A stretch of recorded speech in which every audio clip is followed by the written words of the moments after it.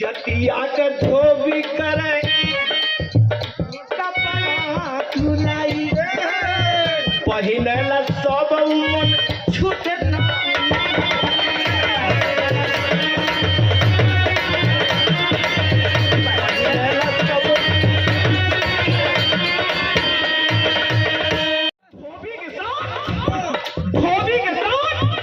समाज क्या बर्ताव रखता है मेरे दोस्तों। जतिया के धोबी करे अरे कपड़ा धुलाई पहिने ला सब मन छूट नहीं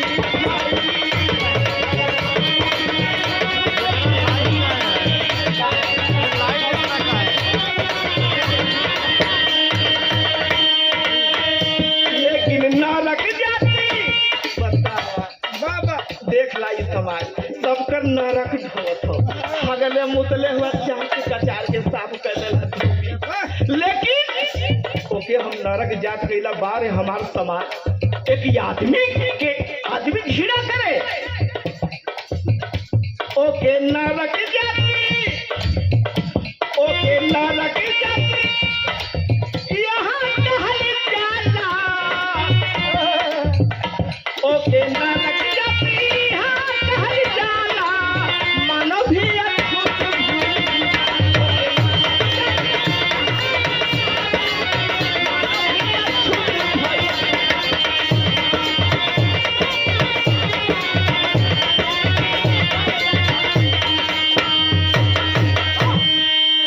बभने का हार जोता बन के किसनवा पंडित जी ठाकुर साहब बाबू साहब हर जोत के जमा गेहूं चाउर उपजाए के बाबू साहब को कोठिला भर देता है बाबू खून पसीना बहा करके जमा पंडित जी का कोठिला भर देला लेकिन कहा व्यवहार समाज के साथ में समाज किया है दोस्तों। बाबा साहब डॉक्टर भीमराव अम्बेडकर जी देख के हारा उनके दिल में बल्लभ गढ़ बाहर समाज गौर करें बभने का जाति बभने का हाल जोता के किसनवा आय हाय कबो ना चमार से भइला बभनवा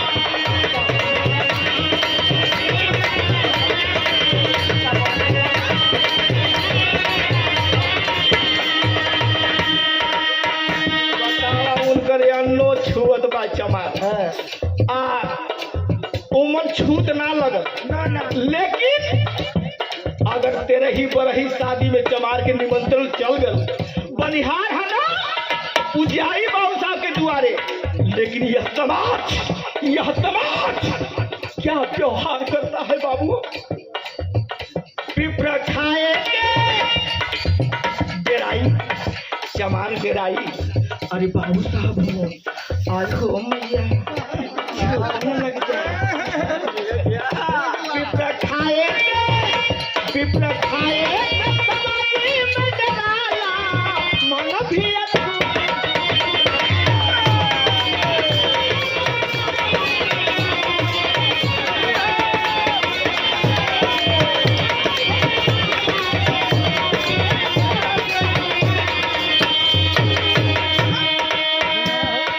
यहाँ स्वर्गीय श्यामलाल कवि जी बड़ी पार्टेंट बात लिखे हैं ये लाइन के सुनला फूल अंतरा और चार से बढ़ा दो मैं भैया बढ़ाई दे तू खुश रहा तो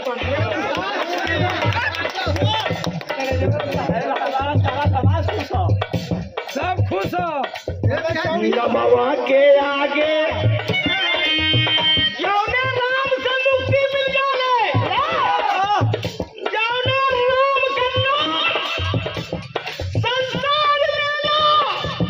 राम का नाम कोई व्यक्ति चमार अपने नाम के आगे अगर लगा दे तो भैया पर पूजा न हो के चाहिए भैया वो चमार का पूजा न हो के चाहिए लेकिन फलाने राम अरे बाप रे बप्पा, हम तो आरती उतारीला, लेकिन समाज जब उनको दोषी देखा तो राम हटा करके चमार सही लिखला।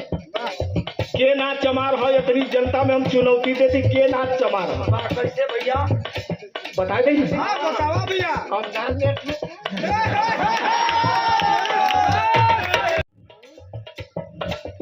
नमवा के आगे नहीं भैया, तो ना निकल सकता। ना बहका था। नमवा के आगे चमर लिखे कोई, मानव जात कहे निज जात।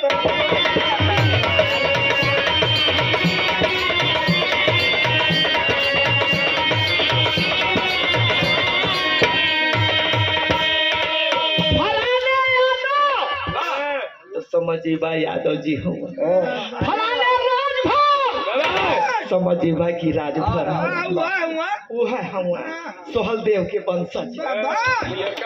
अगर नाम के आगे फलाने राम हवन, नाम से बाबू पहचान हो जाती है कि ये जवान है। बताइए, चमार अपने नाम के आगे मर्यादा पुरुषोत्तम श्री राम चंद्र जी का जब नाम लिख देना सर राम हो, तो ये भैया को अगरबत्ती धराई के पूजा न करे के चाहिए। लेकिन समाज खीड़ा के रूप में देखता है मेरे दोस्तों। आइए तन, लेकिन समाज क्या व्यवहार करता है सज्जनों, अब की अंतरा रहेगा। का समाज व्यवहार करला, उनके जाए उनके मंदिर में जाए उनके मंदिर में जाए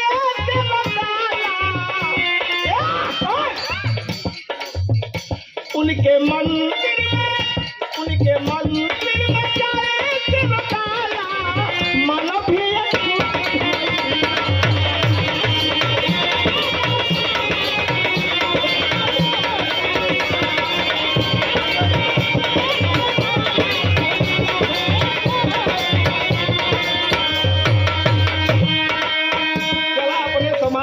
से अंतर पड़ जाना। अरे बहुत की सबकी नहीं, नाऊ का जात सब कर बनावा का पूरा लेके तुझे संग भावे।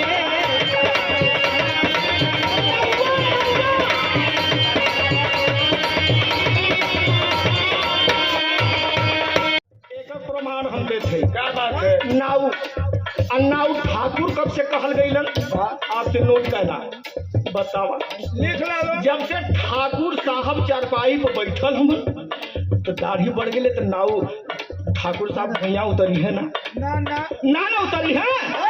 अरे उनका द्वितीय स्थान है, पहले ब्राह्मण तब ठाकुर।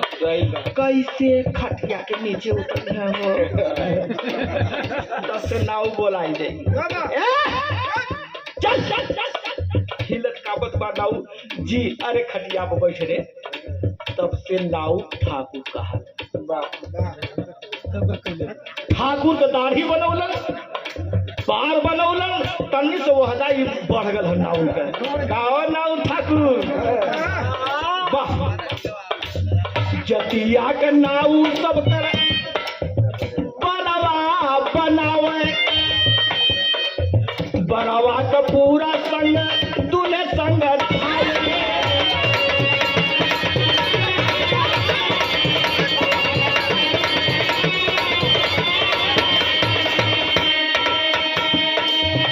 लेकिन रे रिया के शादी ब्याह में नाव गलबा दूल्हे के साथ बर का पूरा ले लेबा, मस्त बात।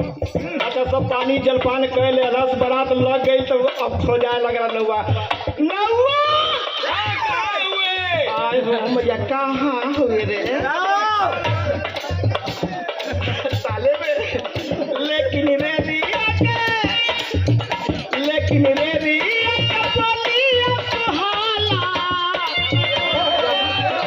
यहाँ श्यामलाल कवि जी बड़ा बेजोड़ लिखले हम। कभी कभी रेरी भी प्यार लगता है, उनके रेरी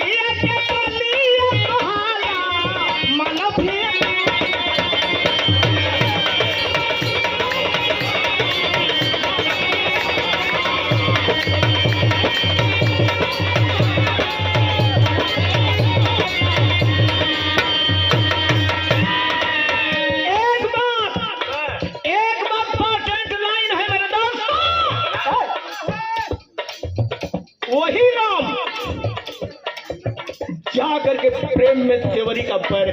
जे तुम्हारी इष्ट खैलत तो चमार के अन्न खाए में तो के कौन लाज पर ना घोटाला कौन ऊपर पड़ जाता और करे सेवनी का पेड़ खैला सेवनी का पेड़ खैला जाके रघुराई चेता के खिचड़ी किसना खैला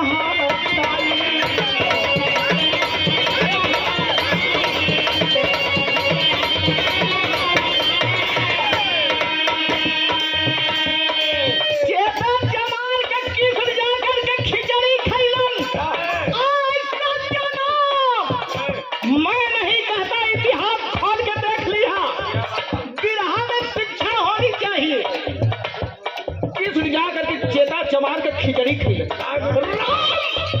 जा करके सेवरी का बर्ज उठा किए मेरे दोस्तों। लेकिन आए हो मैया इस समाज का व्यवहार किया है मेरे दोस्तों। उनकर घर जाके फूकल जाला उनकर घर जाके फूकल जाला मन भी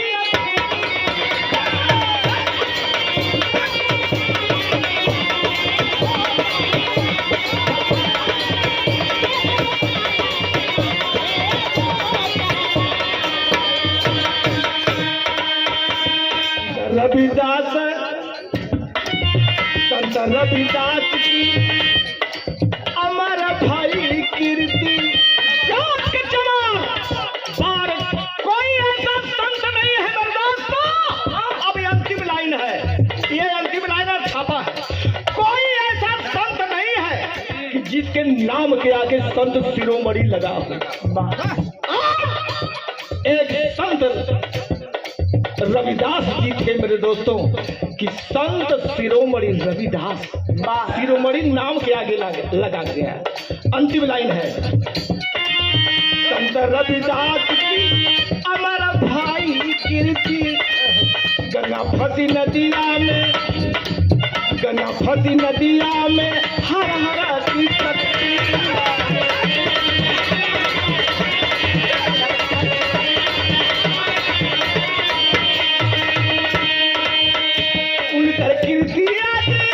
उनकर कीर्ति आज जगी में गवाया उनकर कीर्ति आज जगी में गवाया मन भी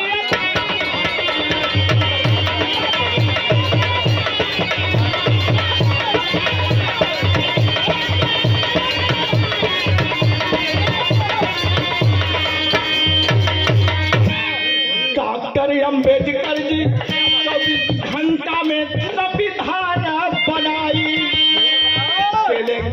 पहले गोरे अंग्रेजन के यहाँ से भगाई।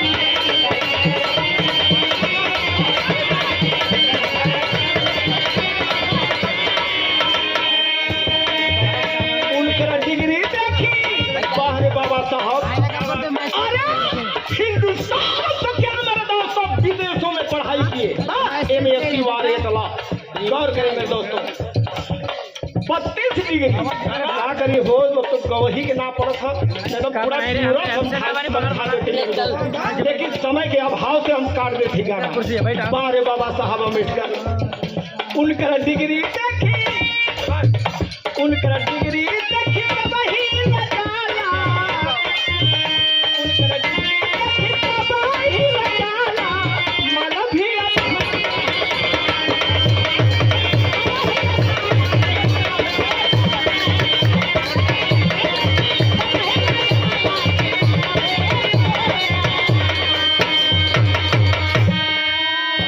स्वामी बिहारी गुरु गणेश